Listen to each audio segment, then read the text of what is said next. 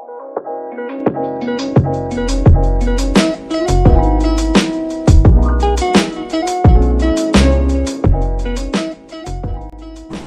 semuanya, kali ini kita akan membahas tentang startup di bidang marketplace. Banyak sekali perusahaan internet yang didirikan namun tidak bertahan lama. Yang bertahan pun kebanyakan masih jauh dari kata sukses secara finansial. Salah satu startup yang masih terus bertahan sampai saat ini adalah startup e-commerce, yaitu Tokopedia. Merupakan salah satu startup lokal yang masih bertahan dalam persaingan dengan perusahaan besar lainnya. Berdiri sejak 2007 dan rilis ke publik pada 17 Agustus 2009, perjalanan Tokopedia pada tahun pertama peluncurannya bisa dibilang cukup baik dan sangat membanggakan. Hal itu terbukti dengan adanya perolehan penghargaan dari Bubu Awards sebagai salah satu bisnis startup e-commerce terbaik di Indonesia. Seiring perjalannya waktu, selama setahun dari Tokopedia didirikan, Tokopedia mendapatkan antusias dari berbagai kalangan pengguna. Pada awal bulan berdirinya, Tokopedia berhasil menggandeng 509 pedagang dengan 4.560 anggota.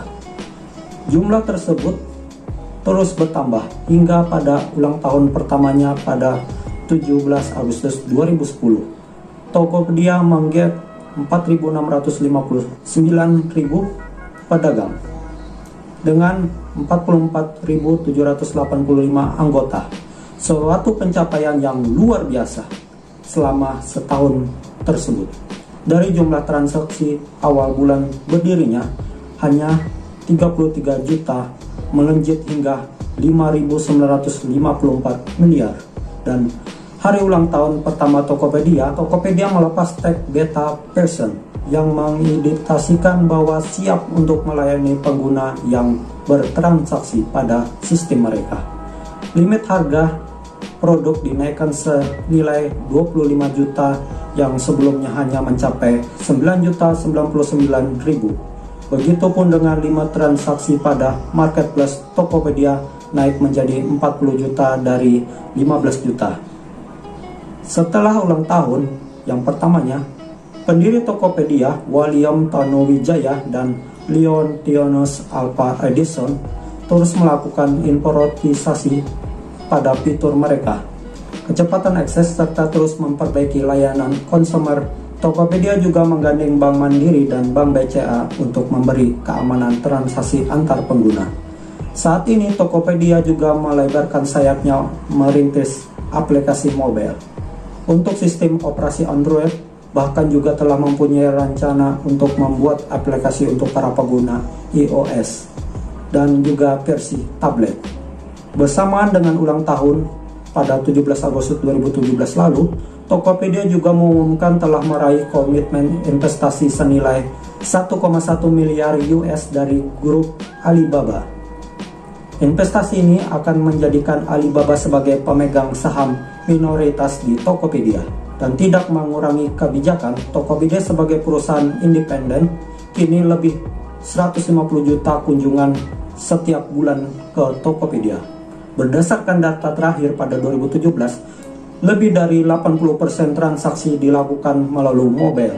Berdasarkan laporan pada tahun 2017, Tokopedia adalah salah satu marketplace terkenal di Indonesia.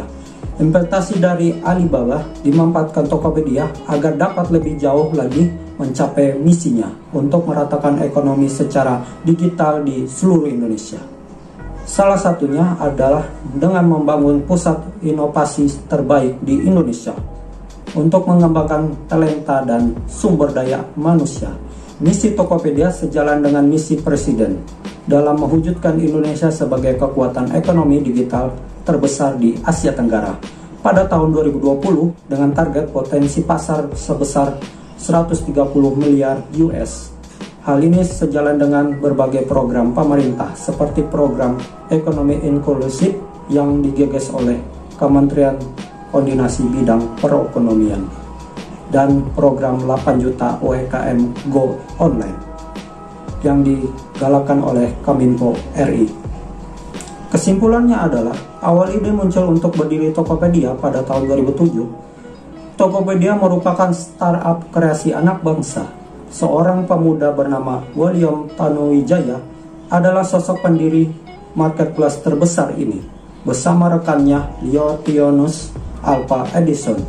Tokopedia berhasil diluncurkan ke publik pada 17 Agustus 2009 dan saat ini menjadi yang salah satu terbesar di Indonesia. Aplikasi Tokopedia bisa didownload di Google Play Store maupun di App Store. Tokopedia merupakan situs utama jual beli online yang aman dan memiliki banyak fitur di dalamnya. Tokopedia sangat familiar di Indonesia. Apabila orang ditanya perusahaan e-commerce paling sering dikunjungi, salah satunya adalah Tokopedia. Mungkin itu saja yang bisa saya jabarkan. Mohon maaf bila ada salah kata yang terucap. Sekian dan terima kasih.